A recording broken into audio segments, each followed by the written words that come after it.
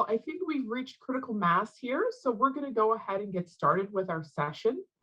Today, you're in the session entitled Equity, Addressing Equity Through Community Engagement. And this event was today's session was sponsored by the Energy Coalition.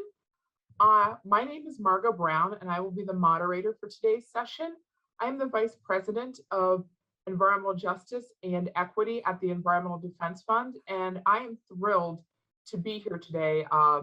This is a group that I'm not overly familiar with and was invited to attend. And one of the struggles that we have within the environmental space, specifically at EDF, is really creating that behavioral change component. And I'm thrilled because the group of speakers we have today are going to get to just that. And they're really going to be talking about sort of the community component. One of the things that we do here at EDF is we talk about these global solutions that we're trying to come up with. And I always say that 1,000 locals make one global. And so it's all of these global solutions that are on the ground cumulatively, they're going to make the global solution and the difference that we seek in the work that we do. So with that, I'd like to introduce our first speaker today. We have with us Laurel Rothschild from the Energy Coalition, and she's going to describe how California's broad network of local government coalitions, regional collaboratives, and other community partners were best suited to drive equitable transitions to clean and democratized energy economy. And she's going to talk about how she's been working with local stakeholders who've already established firm roots in the climate program deployment, and how they're now mobilizing to shepherd a cleaner, environmentally just future that increases access while building community equity along the way. Laurel, I'm going to hand it over to you. Wonderful. Thank you, Margot. Give me a moment. I'm going to share my screen here. Can you confirm that you see the presentation? Fantastic. Well, I'm based over here in California, so I'm going to say good morning, everyone, but I know everyone's across the country. Really excited to speak to something I'm personally really passionate about, which is really driving energy equity and clean energy solutions, but through local government channels. So I'm going to be speaking about the model we've seen in California and how it's been growing and how it can hopefully expand beyond California. Perhaps I'd also love to hear from others in other states to hear what you're doing there as well. So let's see, advancing the slide. Okay, so before I jump into the core of the talk, I want to introduce the Energy Coalition. We're a California-based nonprofit. I've personally been with this organization for nearly 16 years.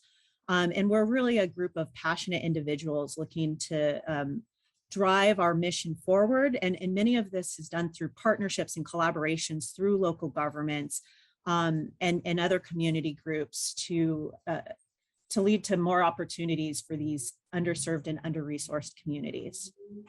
So I want to talk now a little bit about California and the history we've seen with local governments and their interest in energy program in general. So I'm going to go back to 1992 and just say this is where we saw some of the beginnings of this. Actually, and I can say the Energy Coalition proudly say was part of this very first city utility partnership in California, bringing the city of Irvine, based down in Southern California, in a partnership with Southern California Edison to discuss what types of local programs work for that community. This model was then termed the Local Government Partnership Model, expanded statewide in 2002 with the other investor-owned utilities, understanding that this is a huge opportunity to collaborate on energy programs that reach deeper into communities. Local governments started to really become invested in these types of energy efficiency programs. And I should highlight this is energy efficiency. And started these local governments that were participating in these local government partnerships actually came together and said they wanted a stronger voice beyond the utilities on these energy programs and formed the Local Government Sustainable Energy Coalition, also known as LGSEC, in 2007. Also, a couple years later, we had the first community choice aggregator, CCA in California, MCE launched. Now I can say that between LGSEC and MCE, these two very powerful voices started participating in the Public Utility Commission regulatory voice, and through these active discussions was able to lead to a huge shift in 2012. 2012 was a landmark decision where we saw regional energy networks. Regional energy networks are essentially program administrators alongside utilities that are led by local governments designing and delivering energy efficiency programs along with CCAs. So you have CCAs and regional energy networks, locally government run, now having an equal voice in designing and delivering energy efficiency programs to their communities starting in 2012. Fast forward to today, we saw a decision in 2021, another, I'd say, very landmark decision, in that this California Public Utilities Commission is recognizing the importance of equity in designing and delivering energy efficiency programming. They talked about regional energy networks being a core piece of this delivery of these programs to under-resourced, underserved communities, as well as requiring other program administrators like the investor-owned utilities to take a look at equity. So let's talk about how that's really evolved and what we're seeing today. So again, remembering in 2012, we had the start of regional energy networks. Where are we today? We now have 4 regional energy networks. So a double in growth of regional energy networks across California. You can see here on the right. We also have a massive growth in community choice aggregation in California. Remembering that first one started, just a little over 10 years ago, you can see across California, huge growth. And these CCAs are also very much seeing the value of designing and delivering energy programs in their communities. Why is this so important? Now, I want to talk about the Public Utilities Commission still is focused on energy efficiency in California. And if you work in energy efficiency in California, you know that California has historically spent over $1 billion a year in delivering energy efficiency programming. That has, again, traditionally been under the investor-owned utilities, PG&E, Edison, SoCalGas, and SDG&E. Those entities are really driven by their own shareholders and the needs of their shareholders. Remembering, not to say that those are not delivering valuable programs, but if you're looking about entities that are really looking at their communities and what to deliver, you can look at local governments. They answer to their communities that they serve. They're bound by their own electeds that are listening to their own communities. You have more community participation in all of their various activities, the transparencies there, huge opportunities for designing and developing programs that really serve the voice of that community.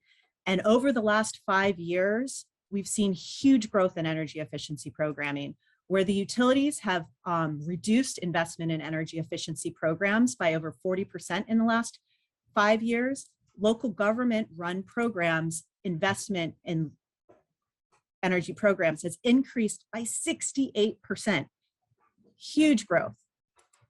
So I'm going to talk really briefly because I don't have a lot of time. I want to give an example of one model, the Southern California Regional Energy Network, and how this is really driven to an equity focus in programs in their community. So the Southern California Regional Energy Network serves a very large area of Southern California. You can see this here. It is led by Los Angeles County. They are the program administrator. They work with a number of partners to deliver programs. The Energy Coalition, the organization I work with, leads a number of programs that serve public sector customers, cities, water districts, school districts, all types of public agencies. And you can see here on the map, a huge region of this entire geographic territory is made up of low-income communities, rural communities, or disadvantaged communities as defined by Cal and BioStream. So how has Los Angeles County responded to this need to deliver local programming that with a focus on equity? Here are 3 program examples where, in addition to the energy efficiency funds that they have pulled through the traditional pathways. They have also developed these 3 programs, have pulled in additional funding through the California Department of Food and Agriculture to deliver no-cost refrigerators to local corner stores in food deserts. These are small, under-resourced businesses, and we have now looking to serve over 80 corner stores by the end of this year. No-cost refrigeration, energy, they have seen savings of up to 50% on these bills with these new refrigeration, and now are stocking healthy food. Pathway to Zero, we are looking to take energy efficiency, combine it with other opportunities like electric vehicle charging, solar and storage, and offering all those resources in a single touch point when working with local governments that are in these traditionally under-resourced areas, and really driving that opportunity to become cleaner in their operations that deliver benefits to their communities.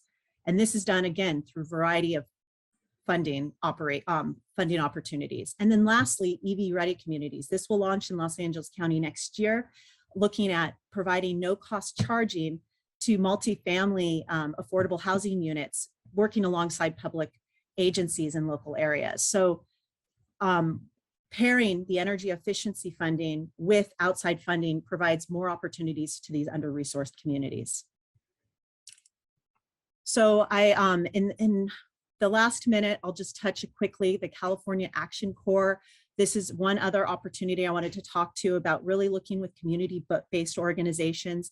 The Energy Coalition has been one of 5 organizations this last year that has placed a number of fellows, as we call them, volunteers throughout the state in working with community-based organizations, tribal organizations to deliver really effective GHG reductions in these communities. So we are paired them alongside these CBOs, and it's just something that we see as a growth opportunity for those looking to impact and low-cost change in their own organizations. So I'm going to end here with a quick call to action to all of you on this wonderful session today. So if you are a member of a local government, if you're a member of a community-based organization, or an entity that just is looking to deliver programs with more of a local focus, I encourage you to look at what opportunities there are in your region to support these local governments to drive this change.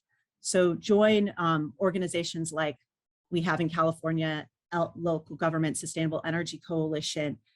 Take advantage of opportunities like the California Action Corps, and make sure that you're part of this local drive for a just and equitable energy future. And I could talk on this topic for another hour. And so I'd encourage you to reach out to me if you have questions. Here's a picture of me this year at Earth Day with my daughter as trying to encourage behavior change in our local schools and climate action. And then I have to give credit to our lead author to the abstract today, Nicole Manzanares, who couldn't be with us, and who also is out there every day working alongside local governments to drive change. So thank you so much for the time today. I believe I have a second, Margot, to close with some. Okay, wonderful. So I would just like to share with all of you that the Energy Coalition is a very proud sponsor.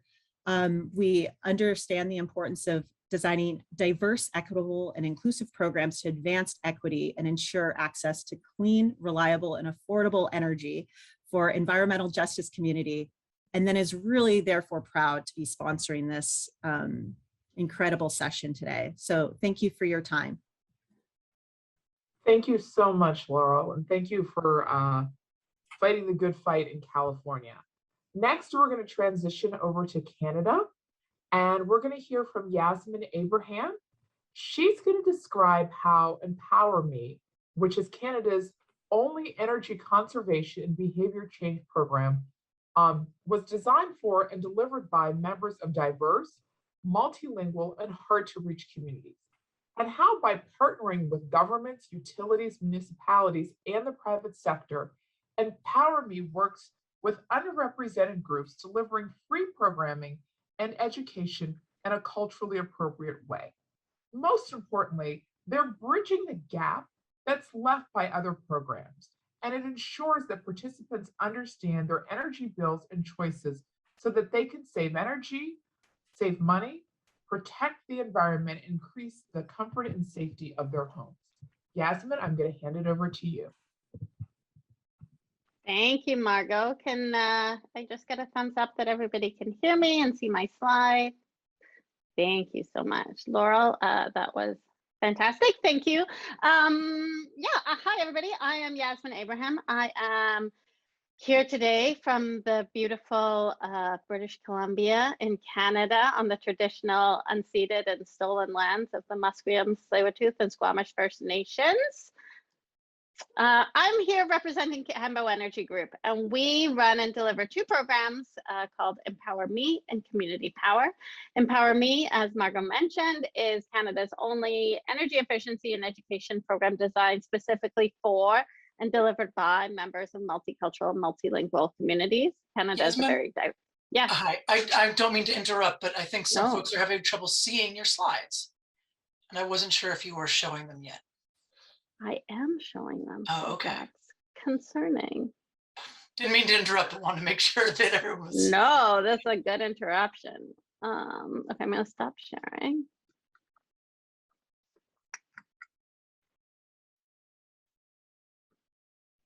How's that?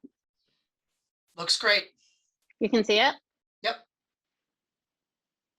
Okay, and I just flipped the slide. Can you see it? Yep.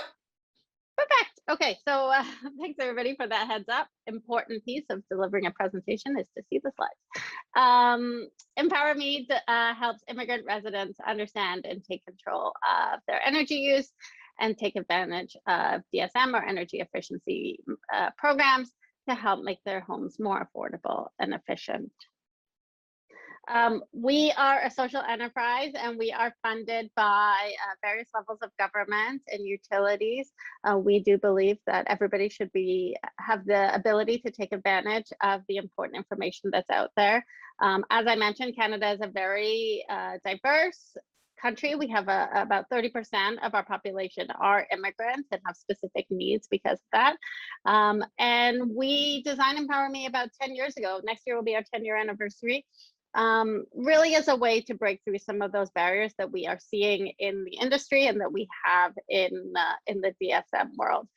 We hire members of the community to deliver messaging and education and cascade it to their own network. It's not me going into the Korean community trying to tell them how to do things. We hire people from the community who know the language, they understand how their own community likes to receive information, and they understand the barriers. So we hire those folks. We have about 30 people on staff with meaningful work.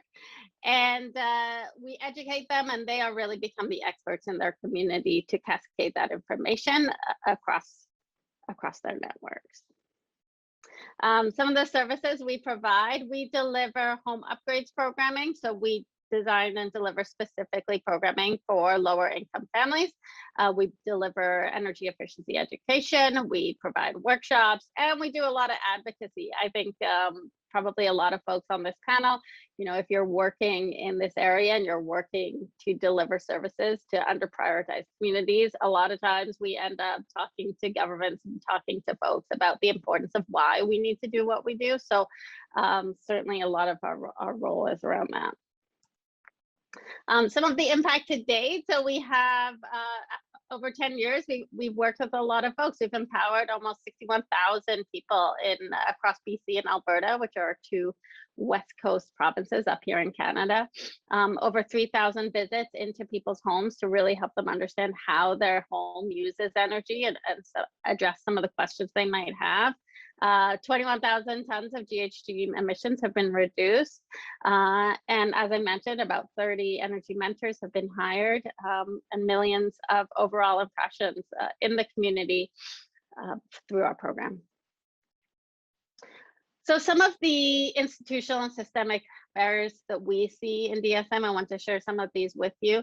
Really, this is as a result of our experience in this world.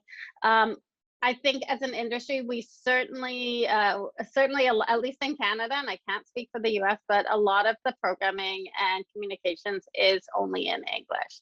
A lot of the world and a lot of our population doesn't have English as a first language. A lot of immigrants come to this country and they prefer to speak in a different language. They might be able to speak English and kind of go in the grocery stores or be able to sign up for schools and hospitals and that kind of thing. But I think that the critical piece is that their preference and their comfort level is in a different language. And so certainly I think sometimes we focus on, well, can you speak English? Can you go through our society? The answer might be yes, but if you really want to connect with them, if you really want to gain understanding, especially when we're talking about technical things like heat pumps and air sealing, speaking in a different language and communicating in a mother tongue is just going to be more impactful. We often assume a level of experience in Canadian homes, and it might be the same in the US. We assume that people understand what insulation does, what is air sealing. So many of the folks that we work with have never lived in a house with a furnace or an air conditioner before, and it's not something that they're familiar with. Thermostats are things that we do a lot of education on. We work with a lot of communities that are scared to touch that dial on the wall because they don't know what it is, and they feel like they don't want to get in trouble from their landlord, and they don't want to get in trouble from the government because they don't know what it is. So lots of education about how Canadian homes work, and lots of house as a system education. We often also, I think, as an industry, assume a level of trust with governments and utilities, and I understand that a lot of organizations who deliver energy efficiency programming are not governments. However, they are perceived as such by these communities, especially when immigrants come to our country from places where it's not a cultural norm to put up your hand and phone your government and complain about your energy bill or ask questions. It's just not done. It's not a norm.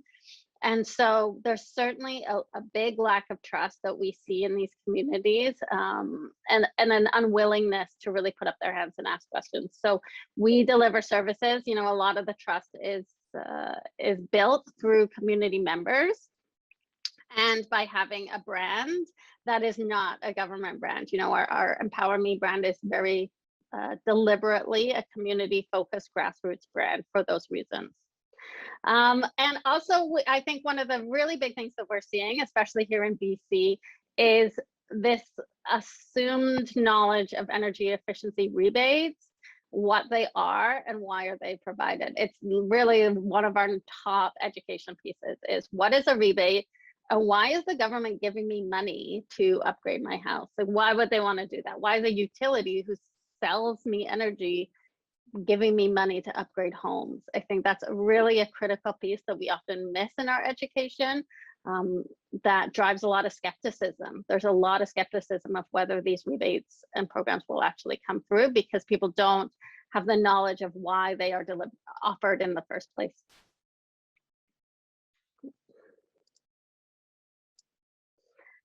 This is a map of the percentage of folks who are energy poor, who are people of color in Canada. So certainly there is a requirement. And, if you're going to offer a low income program, you should have a specific consideration of the folks who are also people of color. And that intersectionality is especially important when delivering income qualified or energy poverty programming. So some of the insights that we have seen over our time delivering programming. Here is some of the data and the stats that we have from our behavior change research, and really a lot of these, most of these are this is from BC and Alberta, the two provinces here, and really just demonstrating the lack of penetration of a lot of the communications that have been historically offered across our provinces. The communities that we work with have never heard of this information. They're not familiar with the brands, not familiar with the programs that are available. The communications are simply not targeting these communities. Here's some of the benefits or the impact that we've had. We do track behavior change metrics to show, exactly what our impact has. And we certainly see a good uptake in these communities, especially because this is not messaging that they've heard before. And so there's a level of trust that's seen with it. We also find that a lot of immigrants and newcomers, one of the first things that they're looking for is a home, and they're looking for ways to understand what their costs are of their energy and how to upgrade them. So it's certainly been an impactful program over the last 10 years. One of the insights and one of the things we always say is, the need to center on the community. We often say nothing for us without us. It's important for representation. I know we talk about this a lot, in society, representation is important, but I think in the energy efficiency and DSM and behavior change world, it also has to be in terms of the design and delivery of program. We have to get away from just having our street teams be diverse and speak different languages. We really need to have the folks who are designing the approach, considering the communications. The devil is in the details in these pieces that, if you have folks who understand the lived experience of these underserved communities, they're going to intrinsically design programs to address them. Often we say, energy efficiency is a byproduct. We talk about a lot of different things in our workshops. We talk about housing, we talk about upgrades, we talk about safety, we talk about health, we talk about water, we talk about how to compost, where to put your recycling. All of these things are questions that these communities have, and we have to be able to be seen as experts in these communities. If somebody asks us, how do I recycle? Which bin does this tin can go in, and we don't know the answer to that, that's really going to affect our level of trust in the community. So we certainly want to be seen as experts and be able to answer the questions that the communities have. And as I mentioned, having a non-government or utility brand is a benefit. And certainly, our partners and our sponsors who are governments and utilities really are able to see the benefit of that their message is delivered through a community brand. Language, certainly language, I won't go through all of these, but language is more than just translating. I think we've all traveled, or we used to travel and see the impacts of poor translation in English, and we understand that. We understand as English speakers when language is not translated for us. It is the same, the other way, that if we are not considering the contextualization and the importance of translating in a way that works for these communities, it's not going to work. And we often say, cheap translation is actually very expensive, because you're going to have a really significant impact in trust when the translation doesn't work. Home upgrades and the ability for folks to participate. As I mentioned, there's really it's not an obvious foundational connection between home upgrades and energy. A lot of people do not consider that, the energy bill can be affected by how your home is constructed. It's just not something that has ever been something that they're familiar with. So that is really an important piece of the education that we provide. How your home is constructed does have an impact on your energy bill. Again, confusion about why utilities and governments are involved in home upgrades. Why would a utility want me to upgrade my home? It's making that connection really allows people to start to understand our industry and understand why they could and should participate. And having an education on homes and how they work, how things like windows and insulation interacts with cost, energy, and climate. And finally, I think this is finally, cultural barriers of participation. There's a big lack of trust and skepticism that folks will receive the rebates. Certainly a lot of shame and embarrassment to admit that homes need upgrades. And a lot of folks are afraid of hidden taxes, hidden fees, illegal suites. They're scared to call call centers and scared that somebody will answer in English. They say to us, "We'll hang up right away." If I hear on the other end of the line somebody speaking English, they're going to hang up. So certainly a lot of skepticism there. And paperwork is extremely hard for these communities to fill out. I think it's hard for anybody, whether you speak English or not. But this language literacy in collaboration with this lack of trust, it really means that folks are really hesitant to make any mistakes on these applications because they're so scared that something bad is going to happen if they mess up these applications. We've been working with one family for the last 3 months to try and get them to apply for one of the income qualified programs here in BC. It's just taken a lot. It takes a lot of back and forth to help them understand why information is required and get the information they need. And I think there's certainly an aspect of shame and embarrassment of taking advantage of systems. A lot of immigrants, they don't want to be seen as taking advantage of public and social systems, and they want to be able to do it by themselves. It's a huge barrier that we see that, especially for income qualified programs, they don't want to take advantage of free programs. And so we often communicate about why these are free. It's really helping the government. It's helping the utility. You're doing them a favor. Really helping lean into that and build education there. That was it. That was final. Thank you very much. It's always a pleasure to be here and learn from all the other amazing speakers that are here today. Thank you, Yasmin, for that incredible work that you are doing in Canada. I'm so impressed by your efforts to be so thoughtful and understanding all the complexities that a lot of immigrant communities face and the challenges or barriers that prevent them from engagement. So thank you. I see that we have a handful of questions in the chat for you. Can you just tell us in general how you, sort of twofold, I'm going to try and blend these questions into one. So the first is from Miss Metcalf, and how do you overcome some of the cultural barriers? And then the other one is from Karen Earhart Martinez around how do pro-social messages resonate with the communities that you're working with? So I'll answer the first one quickly, and I'll type my email into the chat, so please feel free to email me after. So the first question, how do we overcome cultural barriers? I think we listen. We hire people from the community and we deliver the information that they need. I think over this time, when we started doing this, nobody was talking about equity. Nobody was really considering these communities. And now it's such a social conversation. I think we focus less on what is the specific barrier and challenge that this person has, and more on what are we putting out there as an industry that is stopping these people from taking part. So really focusing on the systemic barriers of the industry.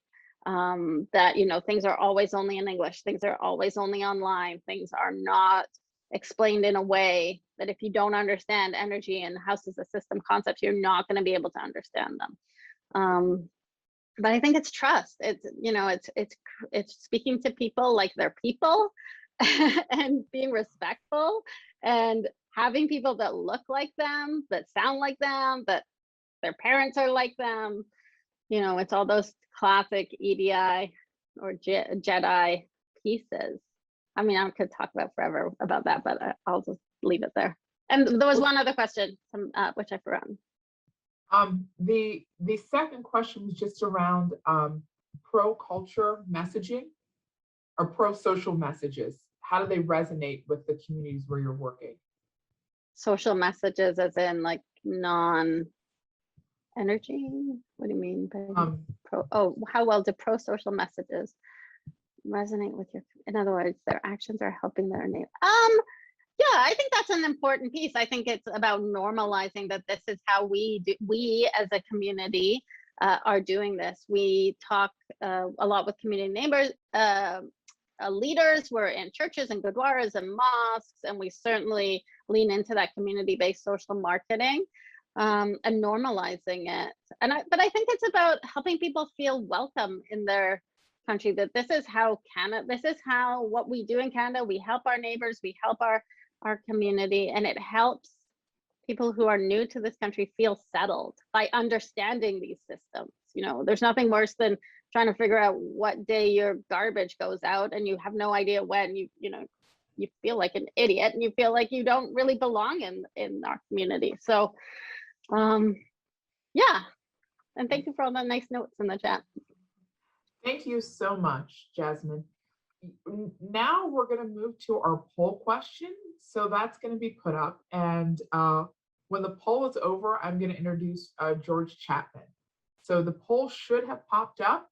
The question is, what are 3 tools that are most important in creating equity as an explicit component of your program work?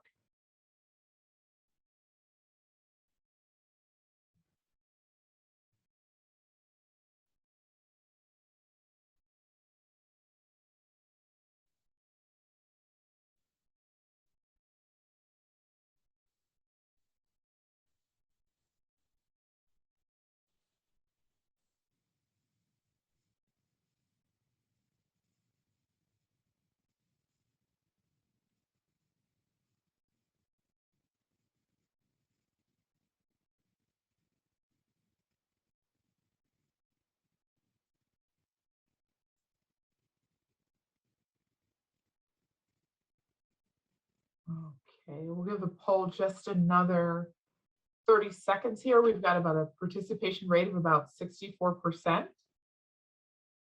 Let's see if we can get it to 70.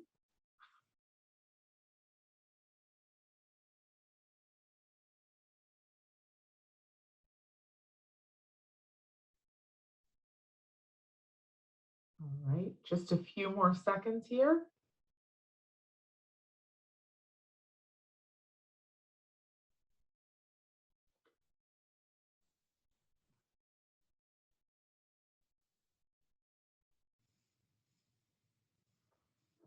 Well, we're at 72%, so I'm going to say that's a very representative sample of the folks that we've got on today's call.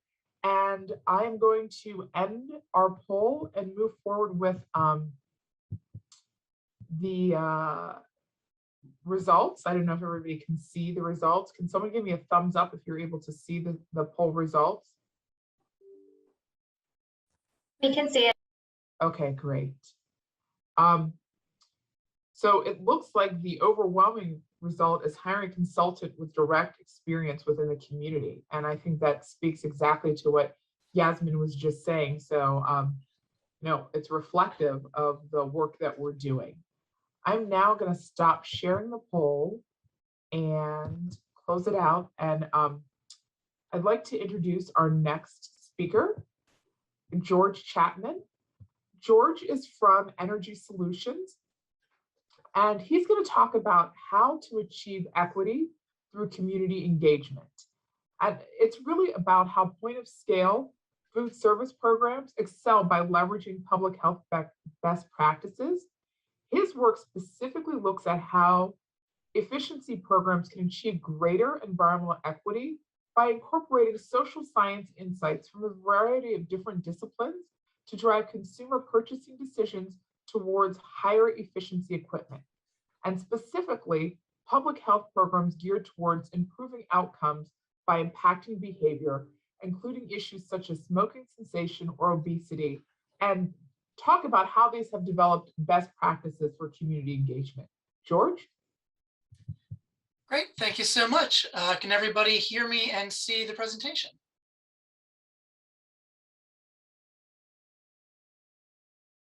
Can anybody hear me or see the presentation? Yes. Great, there we go.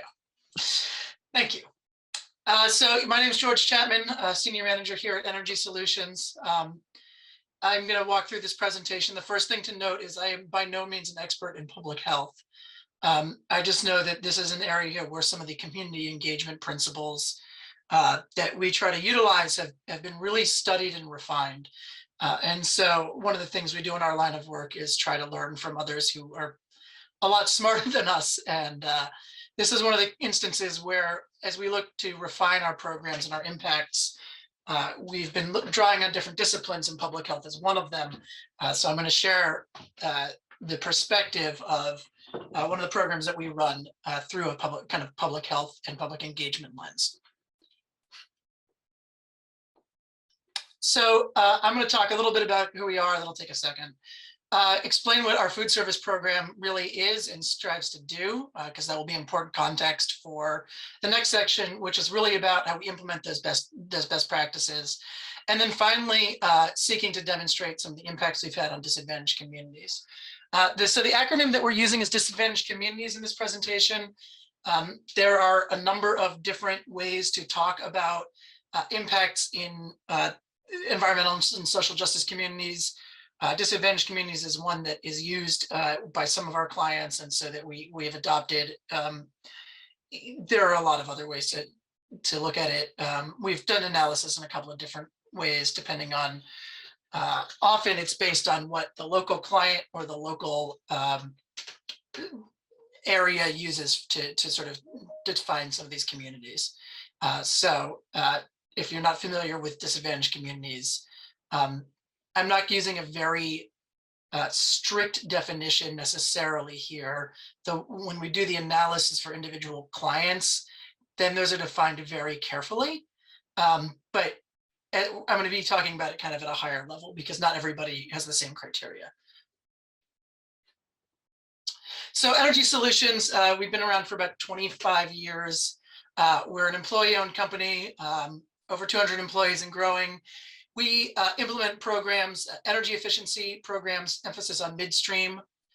So incentives that flow to a distributor or a retailer, as opposed to a downstream incentive that, like, you fill out a rebate and send it in as an individual consumer.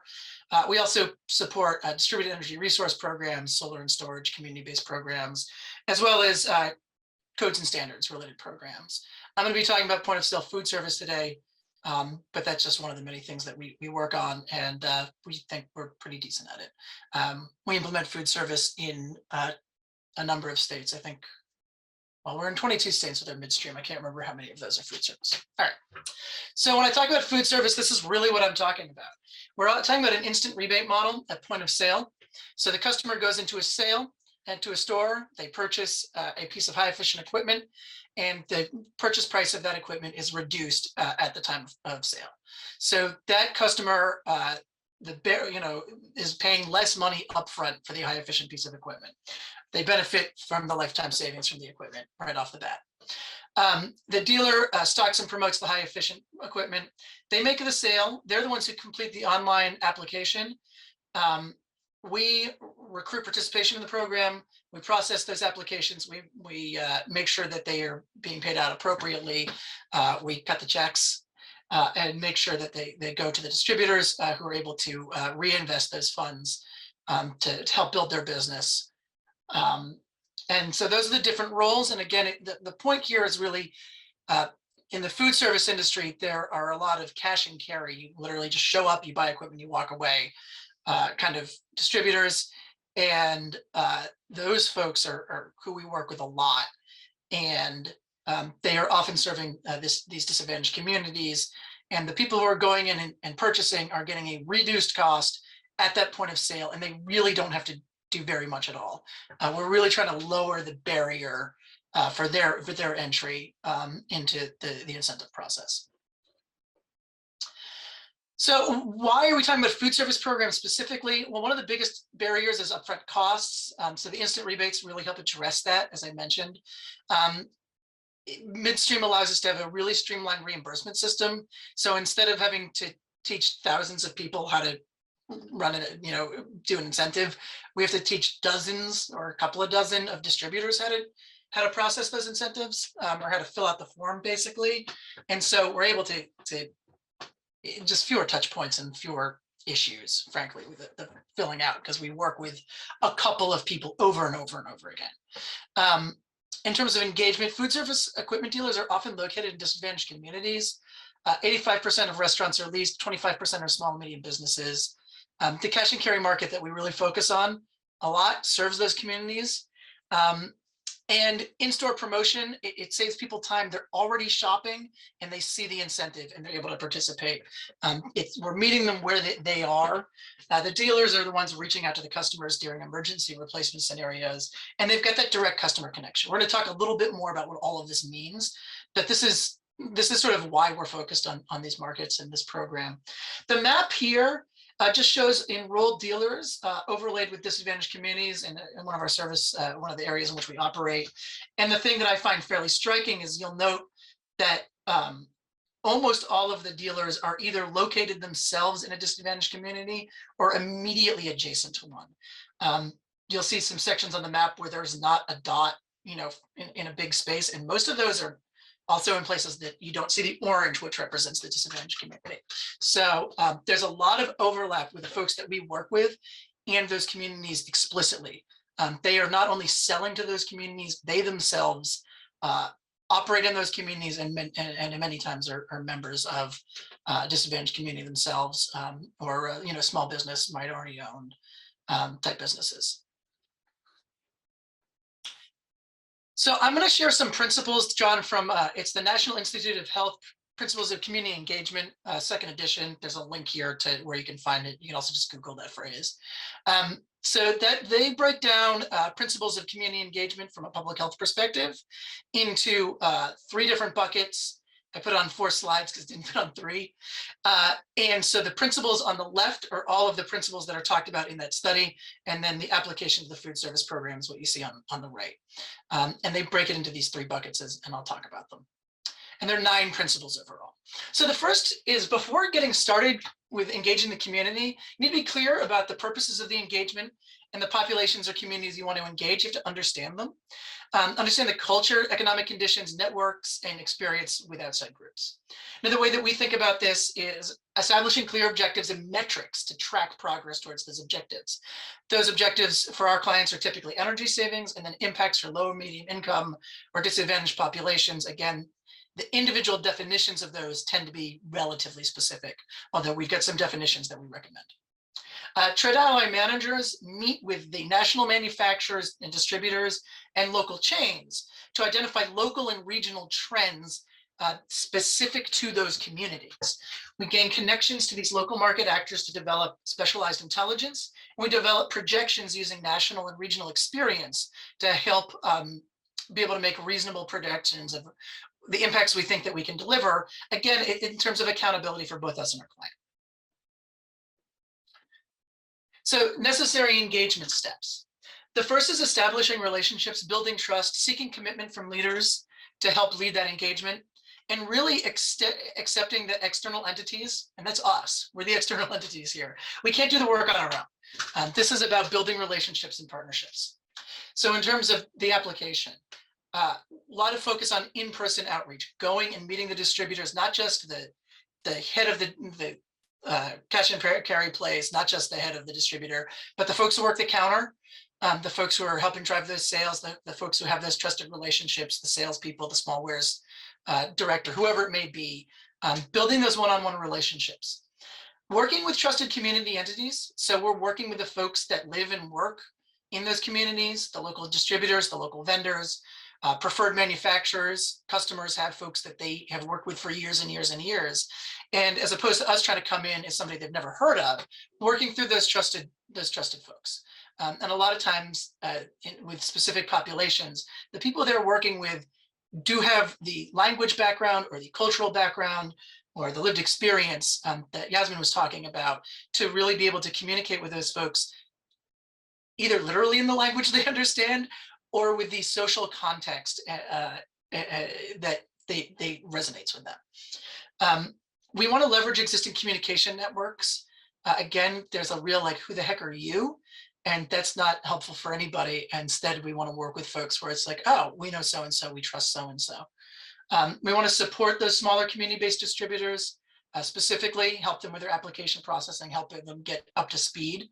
That's a point of emphasis for the team. It's not always going to drive your biggest sales overall, but it can really help with your performance in disadvantaged communities to support those folks on a one-on-one basis. And then we want to engage local design build firms who are going to go in with their customers more specifically and do a deeper dive typically. So principles of successful engagement. So partnering with the community is necessary to create change. We have to respect the diversity of the community. We have to identify and mobilize community assets to build the community's capacity. So the way that we think about this, we're working with our participants to identify and clients to address barriers to participation. We know some of the general ones from our experience, but there are often regional or local specific challenges that we can address. We're also looking to develop materials that address diverse needs. One of my favorite examples is an Orthodox Jewish distributor who works within that community. It's a pretty specialized outreach, and it's a pretty specialized community, one that our team had never worked with before. And so learning to work with them was important for us to remember no outreach on the Sabbath, really keeping an eye on that. We keeping a calendar of Jewish holidays. The folks who were originally working with them aren't Jewish, and so didn't have those top of mind. And so just literally just having the resource to remember, hey, they're not going to answer on Tuesday. We need to get back to them. And then we've developed programming materials in Yiddish, again, speaking directly to members of that community and having native speakers review those materials before they go out. We're also looking to collect feedback. Again, listening, a big part of our job is to listen and make sure that we're identifying which tactics are working and which ones aren't. And then identifying key decision makers, understanding their objectives and helping them internalize the program benefits. Talk a little bit more about that on the next slide. So again, our principles on this one: willingness to release control to the community. And that's a key one. This is really about helping our customers, which are the distributors and those market actors, letting them lead. Our job is to help support them, to support their community, to make sales of high efficient equipment, which ultimately will benefit the members of their community and themselves. They can make more margin on the products. And we need to just enable them to be able to do that and be more profitable and work within their systems. We're not going to come and change the way that they run their systems. We need to work within them. And then community collaboration requires long-term commitment. That one can be challenging. That one's not always in our hands, but we do our best to make sure that we're building something for the long term. So programs should really empower local champions, both within the market and within individual participants. Sometimes this is really finding a champion at a distributor and understanding what their job objectives are and what their metrics for review are, and helping them achieve at work and helping them stand out. They get accolades, they get more credit, they get a bonus, whatever it might be.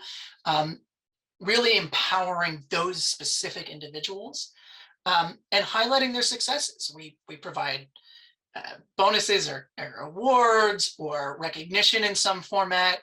We recognize the top performers, and not just to their peers within the industry, but also to their management, and helping build them up and helping them identify the internal benefits of promoting the program. Because once they understand that this is helping them in their communities, that makes them the champion of the program. And then really all we're doing is helping them out. And so that's a huge part of what we're trying to do. We're really trying to help empower the local distributors. Now we need to be clear about our eligibility timeframes and incentives amounts. We can't burn people. If we're going to change an incentive amount, we've got to give them plenty of notice. We've got to be really clear, and we've got to be forgiving if people make mistakes. And that's a big part of it. We don't want people to have a bad experience because it might turn them off in the future, and they might, we might lose that engagement forever if you're quibbling over something that they filled out wrong. You really want to try to work with them the best you can. Long-term relationships with market actors leads to greater success, and that's a big part of it. We've been working with a lot of the national and regional chains for years and years and years, distributors and otherwise, and building at that trust, and that helps us enter new markets, that helps us engage distributors who are skeptical, because again, we're working through those trusted channels. And for us, it is working about those trusted channels, because we know that if we come in from the outside, to the point about people don't understand why these programs exist, and what they don't trust them, and they really shouldn't, frankly. And I've walked into distributors and they say, hey, what are you selling? I say, I'm not selling anything. Like, what are you buying? Well, I'm not buying anything. It's like, I don't believe you. And so we've got to get through that. Only a couple more here, so we'll go quick. So we do capture our impacts through a data-driven approach. I won't read the whole thing, but really what we're doing is we're taking our customer information, including zip code, through centralized databases, and then we are identifying the relevant census tracts based on the criteria that we choose to demonstrate our impacts and performance in those communities. So we're trying to hold ourselves accountable for what we're doing. One example of success that we're really proud of, one of our clients, 25% of their customers are located in disadvantaged communities, but 34% of customers participating in the program lived in those areas. A program performing more strongly in disadvantaged communities than non is pretty unusual in our experience. We were really proud of this. We were able to track it, and that we were having success in those communities, and we're seeking to build upon it. So that was a good success story for us, and it's something we're trying to replicate in all our programs across the country. That was all that I had. This is my contact information, and I am always happy to chat more about this. This is one of my favorite topics, but I think I'm about out of time. So thank you. Okay. All right. Thank you very much. Before I give an introduction, I'm just going to turn the mic over immediately to Molly and allow her to say a few words as she has to leave us very soon. All right, so I'm going to go ahead and share screens and get started, because this is an exciting topic and I definitely don't want to shortchange this. Let's get this started.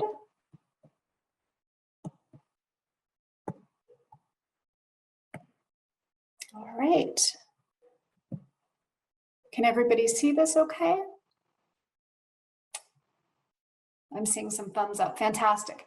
All right, so diving right in. I work for Guidehouse. I'm a director with the firm, and we took on the most exciting and most gratifying assignment this year, which was to work with NYSERDA to identify different technology and policy options to provide equitable access to cooling to disadvantaged communities and marginalized communities in New York City. Given the rapid onset of climate change, given temperature changes across the country, across the world, given the extremity of heat waves that we're already seeing in major urban centers and outside, I think this is very timely. So I'm excited to share these findings with you guys today. And my focus, of course, is on the behavior change element of this, community engagement, and what that process looked like for this research, and hopefully what's going to come out of it. So where to start? I think a lot of people have some difficulty in understanding, why is equitable access to cooling an issue? How is it that people don't have access to cooling? It's a very, very real issue for multiple reasons. So as I was describing, as we all know, climate change is proceeding. Extreme heat events and weather events are becoming more common. They're becoming the norm and not an exception. On any given summer, you're going to have multiple extreme heat events. It's just a roll of the dice as to where those are going to happen. And at some point, every major city is going to be encountering these with some regularity. So New York City is planning ahead. They know that this is a critical issue to tackle, and they're aware that a large portion of particularly vulnerable residents in New York City do not have access to safe cooling. This is a huge public health issue, right? If we're looking at temperatures that are going up as much as we know they are, and we know that up to 10% of residents in some large cities like New York don't have any access to reliable cooling, it's a very serious public safety issue. So moving ahead a little bit, what this looks like in New York City and what this looks like more globally, extreme heat is a very significant issue for public health. A lot of people tend to associate extreme health simply with inconvenience, not being comfortable, and that is certainly an element, but extreme heat has much more devastating consequences than people simply being uncomfortable or less productive, right? And it is not always a sufficient It's not always a sufficient approach to say, well, they could leave their homes, go someplace cooler. That's not always feasible, especially for people who have mobility issues or other underlying conditions that make it difficult for them to leave their homes, especially for people who are elderly, people that have many different issues going on, children in their home that are hard to transport, etc. It may be very difficult for people to leave their homes, but that's before we even touch on the equity aspect, right? The equity aspect makes us really consider, and this is what New York City is grappling with, makes us consider what is the most equitable approach to get people safe cooling access. And we'll talk about this a bit more, but some of the insights that we gained through structured dialogues with community leaders, with environmental groups, with community groups, is that getting people safe inside their own homes is really the most equitable approach. And we'll talk about lots of other considerations around that. So just to put, as if I hadn't really nailed this home enough, if it's not apparent, it is really a serious public health threat. You'll see down towards the bottom here some statistics from New York City just in the year of 2016 alone. There were, hundreds of hospital visits, hundreds of hospitalizations where people had to spend at least the night, and several deaths related to heat. And that was not an extreme year. That was a relatively mild year in New York City. Contrast that with what we're seeing in Oregon more recently, where there were over 500 heat-induced deaths. And then to start thinking about what that could look like in an even more densely populated place like New York City, considering 10% of the population has no access to cooling, and New York is facing a very sizable challenge. All right, so how did we begin to tackle this? There are so many options. There are literally hundreds of options for how you could technically, through policy, through technology, get people better access to cooling. But there's a lot of variation, right? Some are better for certain populations. Some have better non-energy impacts associated. Some are more cost effective, and some are more equitable. So we tried to kind of look across that spectrum of potential drawbacks and benefits to come up with the options that were most feasible, most appropriate, and had the most benefits attached to them. All right. And then just to underscore the importance of further importance to the study, NYSERDA is also keenly aware that in terms of climate change, anything that we do that impacts the load, the grid load in a negative way, and basically increases grid load, is just worsening the problem that we've gotten ourselves into in the first place. So they were keenly aware to look at options that could also minimize or mitigate the increased load that's put on the grid as a result. You can imagine if we give everybody a high efficiency air conditioner, and if they can afford to operate it, which we'll talk about in a little bit, it might seem that that's the most equitable option. And it is going to be part of the solution package, but the unintended and unavoidable consequence of that is bringing a whole lot more load onto the grid, which is then releasing fossil fuels and perpetuating the whole cycle. So really taking a holistic look at the problem. All right, so how did we go about this? Well, we started with an in-depth literature review to see what other jurisdictions had done, what was successful, case studies, learning, what the latest research is around this, including behavior research. But then I would say the backbone of this study was to talk to people. You can't really have a boots on the ground view and understand the challenges, barriers, opportunities in different communities without talking to people in those communities. So a real backbone of NYSERDA's approach with Guidehouse was to involve a large number of groups and to really talk to them in person. So we held structured dialogues, which we found to be much more useful than surveys, with a large number of groups that you can see on the right. A lot of these are community action agencies, community groups, environmental justice agencies, et cetera, as well as professionals, researchers, academics, the whole spectrum, including politicians, including people that are actually manufacturing the types of solutions that we looked at.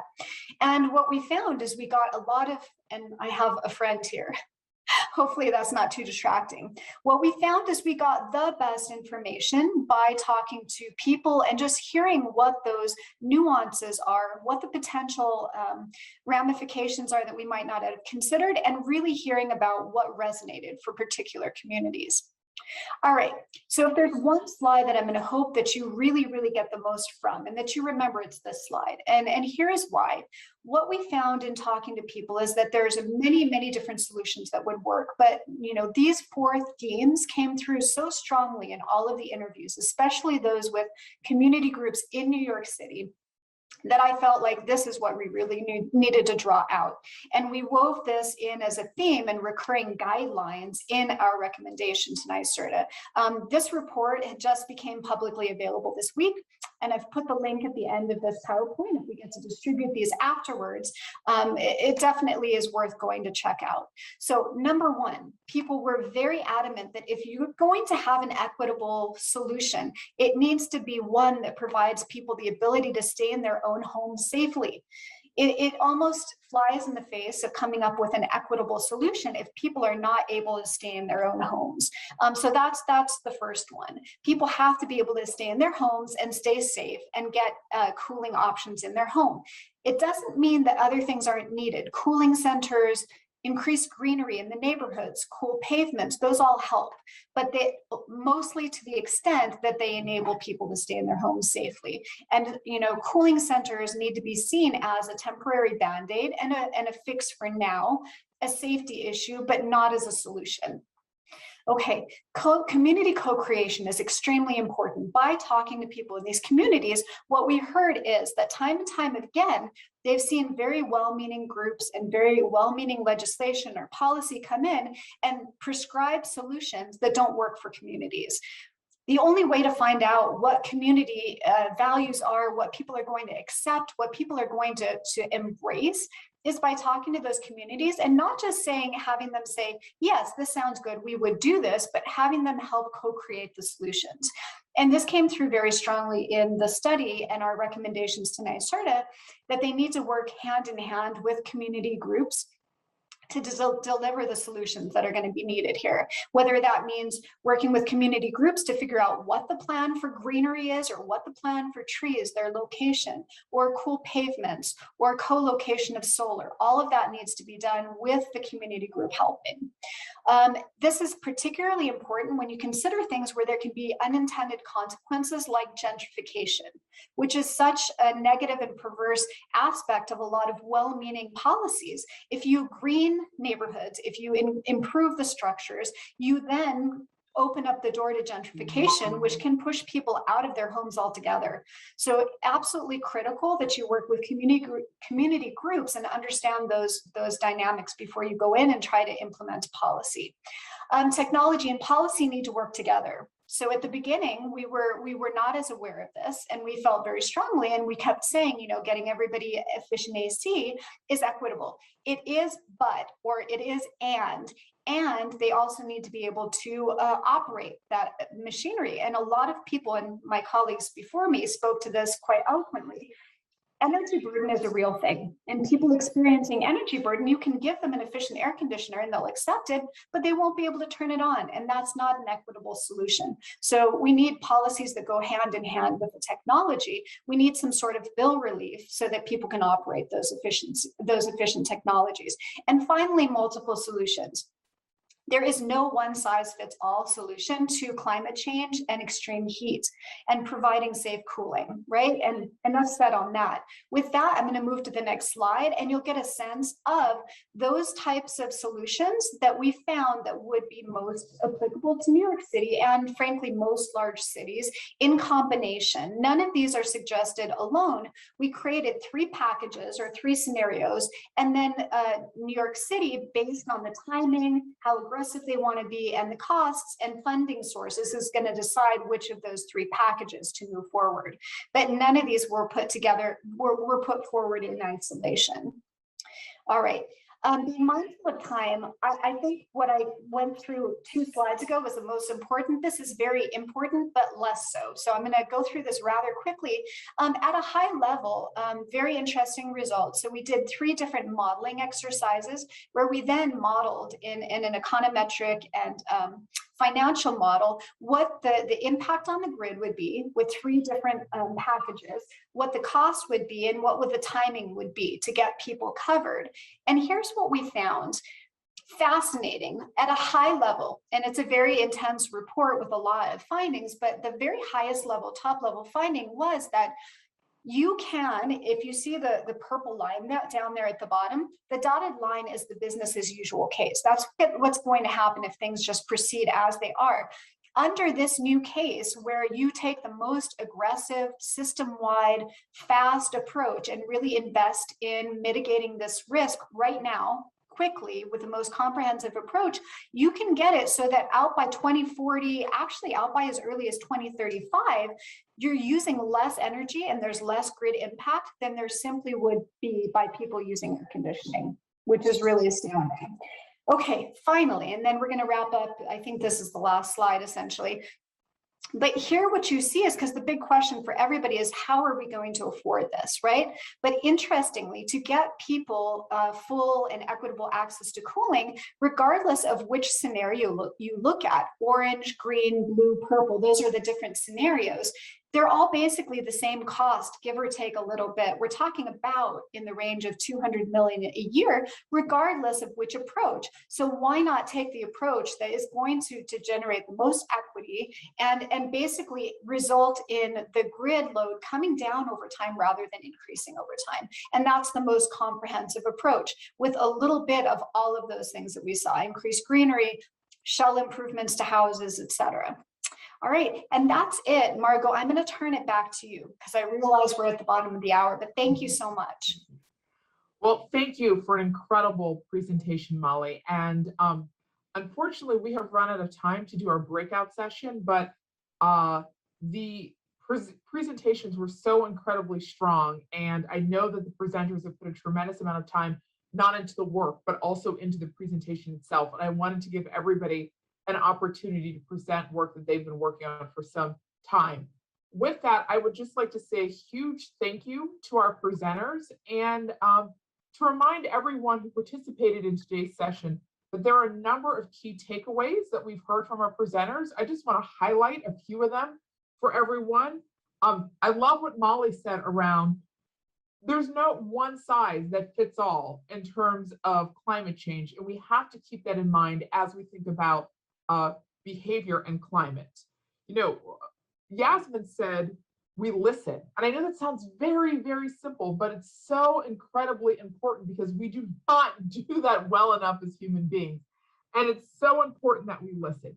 You know, George talked about like meeting people where they are and how incredibly important that is, and using pre-existing models. Sometimes we don't need to reinvent the wheel. There are incredible models out there that exist that we can use for our work. And I also want to just uplift Laura's efforts around really understanding the power of local government and how, when we combine all of the things that we learned today, the force of change is incredible.